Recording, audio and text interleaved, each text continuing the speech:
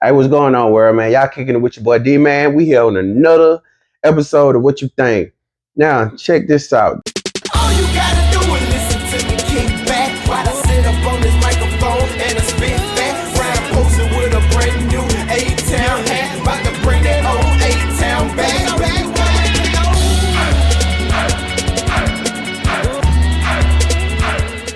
We got a question of the day. The question of the day is, are men these days lacking romantically? And I saw a post on Facebook was going back and forth and having good, I wouldn't say debate, just good conversation on men and romance these days. You don't see a lot of it, like even in the movies. So, question of the day: do men these days, in this generation, this point of time, do we lack romantically? Um, I don't. I don't necessarily think so. You know, my opinion on it is, I would love to be or find somebody to be romantic with. I've just grown to the point where I feel like, number one, I can't afford financially to just be romantic to any and everybody I date or whatever woman I deal with. And second of all, I can't afford mentally.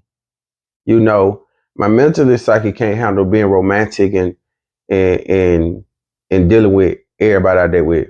As far as mentally, mentally doing romantic things sets a standard in your mind of, hey, this is going somewhere, this is serious, it's working, and you don't want to do that with everybody, you know. And even the people who are in deep committed relationships, women complain that, you know, my guy ain't as romantic as we used to be, or just not romantic at all. That's just not him, you know. Usually the woman's like, I plan all the trips, dates, evenings, and things like that. If this is true, guys, we need to get it together. I don't think so. And this is why we're gonna get into story time here on What You Think. So check this out. I moved out when I was 17 years old. I had my own apartment. Me and my homeboy were supposed to be doing music. And I'm giving you this information because it's part of the story. And I was dating somebody that I had been talking to for a long time, like even when we was kids. So check this out. Valentine's Day come. I got my own apartment. I get my homeboy in on it. My roommate, my partner. I say, look, we're about to do dinner and a movie.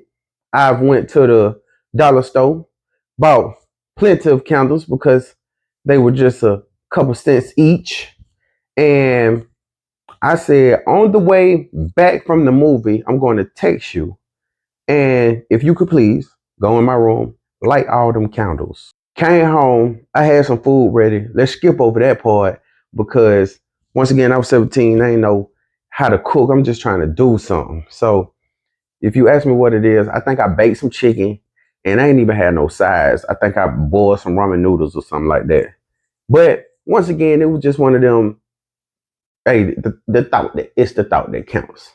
So we get there, we sit, we laughing and talking about the dinner the whole time. Like, she looking at me like, bro, what did you do? What is this? I'm like, chicken and noodles.